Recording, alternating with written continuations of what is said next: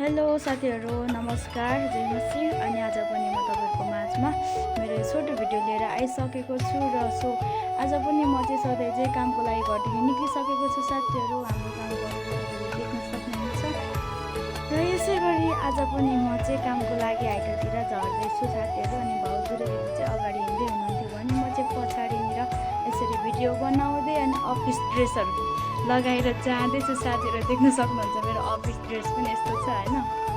So म चाहिँ आज पनि कामको लागि निस्किसकेको छु।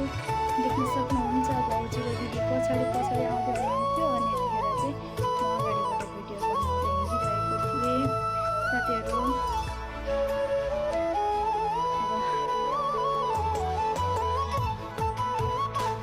र यसै गरी हामी चाहिँ तलनिर पुग्नुपर्ने साथीहरू। तपाईँहरूले देख्न सक्नुहुन्छ हाम्रो गाउँघरतिरको बाटोघाटो पाखा पखेरोहरू चाहिँ यस्तै छ हैन।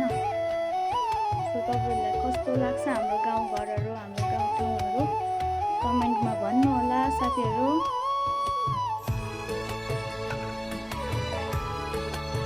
अनि अब चाहिँ भने हामी यो सिम्बले भन्ने चौतारामा आइपुगिसकेका छौँ साथीहरू। सो देख्न सक्नुहुन्छ अनि हामी चाहिँ यसरी नै गफ गर्दै ओह्रालो झर्नु पर्ने छ साथीहरू। सो देख्न सक्नुहुन्छ ओह्रालो झर्दिएको हामी चाहिँ यसरी साथीहरू। हाम्रो गाउँतिरको बाटो चाहिँ यस्तो ओह्रालो झर्नु पर्ने छ। आउँदाखेरि चाहिँ निकै उकालो पर्छ। अब नहिँड्ने पनि के गर्नु र, हिँड्नै पर्ने गाउँठाउँको बाटो, काममा यही बाटो जानुपर्छ साथीहरू। सो जाँदैछौँ र अहिले चाहिँ भने हामी यो तलको बाङखुरे बिसना भन्ने ठाउँमा आइपुग्यौँ साथीहरू। म चाहिँ अगाडि गएर यसरी भिडियो बनाउँदै थिएँ अनि दिदी र भाउजू चाहिँ पछाडि आउँदै हुनुहुन्थ्यो र मैले चाहिँ यसरी भिडियो बनाइदिएँ। अनि हामी चाहिँ यहाँबाट जानुपर्ने साथीहरू। सो तपाईँले देख्न सक्नुहुन्छ।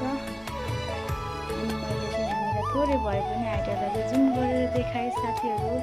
र यस्तै गफ लगाउँदै फेरि पनि ओह्रालोतिर झरेँ र यसरी अगाडि भिडियो बनाउँदै म चाहिँ जाँदै थिएँ। भाउजू र दिदी चाहिँ पछाडि आउँदै हुनुहुन्थ्यो साथीहरू।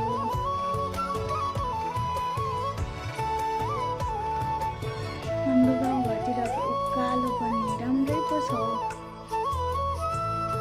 भारीसँग हेर्न चाहिँ एकदम गाह्रो हुन्छ साथीहरू, के गर्नु र। फाइनली अहिले चाहिँ अब चाहिँ भने हामी हाइटर भन्ने ठाउँ चाहिँ पुगिसकेका छौँ। सो देख्न सक्नुहुन्छ हाम्रो बेसीमा चाहिँ धान यतिको भइसकेको छ साथीहरू। सो तपाईँले देख्न सक्नुहुन्छ यहाँनिर चाहिँ अलैँची बिरुवा चाहिँ खाने चाहिँ हिजो। अनि यसै गरी बारीको एक खोला पनि तपाईँले देख्न सक्नुहुन्छ र भिडियो बनाउने मान्छे चाहिँ यता छ साथीहरू। सो हेर्नुहोला। अनि यतिखेर चाहिँ भाउजू र दिदी चाहिँ खेतको पानी हेर्न जान्छु भन्दै जानुभएको थियो र म चाहिँ यसरी भारी बोकेर काम गर्ने ठाउँतिर गएँ र म त्यहाँनिर पुगेर चाहिँ यसरी भिडियो बनाएँ साथीहरू। हाम्रो खेततिरको धान चाहिँ यस्तो फलिरहेको थियो अनि यत्तिको भइरहेको थियो साथीहरू। अनि आजको मौसम तपाईँले देख्न सक्नुहुन्छ। र यसै गरी हामी चाहिँ यो माथिको डाँडादेखि आएको यो डाँडा कटेर चाहिँ जानुपर्छ हाम्रो गाउँ जाँदाखेरि चाहिँ। अनि अहिले चाहिँ हामी त्यो डाँडाबाट यहाँनिर झरिसक्यौँ साथीहरू, देख्न सक्नुहुन्छ। अनि अब चाहिँ भने यहाँनिर हाम्रो काम गर्नुपर्ने ठाउँ चाहिँ यस्तो छ साथीहरू। जेठमा चाहिँ अलैँचीको बिरुवा लगाएको थियो भने आज साउनमा चाहिँ फान्नुको लागि हामी चाहिँ आएको अनि तलदेखि माथिसम्म फान्नु पर्ने थियो साथीहरू। सो देख्न सक्नुहुन्छ र भाउजू र दिदी चाहिँ आइपुग्नु भइसकेको थियो र दिदीले चाहिँ काम सुरु गर्नुभयो, थाल्नुभयो। अनि भाउजू पनि काममा लागिसक्नु भएको थियो र मैले चाहिँ यसरी भिडियो बनाएँ। आजको मेलोमा चाहिँ झारहरू चाहिँ यतिको थियो साथीहरू हैन। अनि माथिनिर पुऱ्याउनु पर्ने थियो साथीहरू आजको मेलो चाहिँ तपाईँले देख्न सक्नुहुन्छ। र केही समय काम गरिसकेपछि चाहिँ हामी चाहिँ यसरी खाजा खानातिर लाग्यौँ साथीहरू। सो अनि खाजा खाइसकेपछि चाहिँ फेरि हामी चाहिँ यसरी कामतिर लाग्यौँ। देख्न सक्नुहुन्छ तपाईँहरूले दिदी र भाउजूले चाहिँ यसरी काम गर्दै हुनुहुन्थ्यो। मैले चाहिँ अलिकति भए पनि भिडियो बनाइदिएँ र यो चाहिँ खाजा खानुभन्दा अगाडि गरेको काम है साथीहरू। सो माथिनिर भाउजू र दिदी हुने ठाउँसम्म खाजा खानुभन्दा अगाडि त्यहाँसम्म पुऱ्याएको थियौँ। अनि त्यहाँसम्म चाहिँ खाजा खाएर भाउजू र दिदीले ल्याउनु भएको थियो साथीहरू। सो देख्न सक्नुहुन्छ तपाईँहरूले।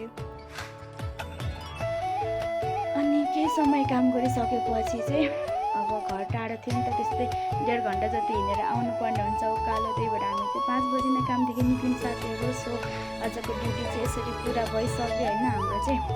अब चाहिँ भने हामी घर आउनको लागि कामदेखि पनि निस्किसकेको छौँ साथीहरू। सो तपाईँले देख्न सक्नुहुन्छ भाउजू र दिदी चाहिँ परनिर उभिरहनु भएको थियो। मैले चाहिँ यसरी भिडियो बनाइदिएँ साथीहरू।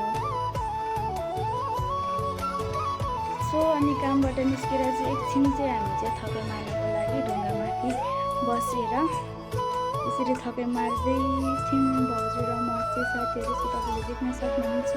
अनि अर्को दिदी चाहिँ माथिनिर पुलाउनु गएर खुट्टा भिन्दै हुनुहुन्थ्यो र मैले त्यसरी भिडियो बनाएँ साथीहरू।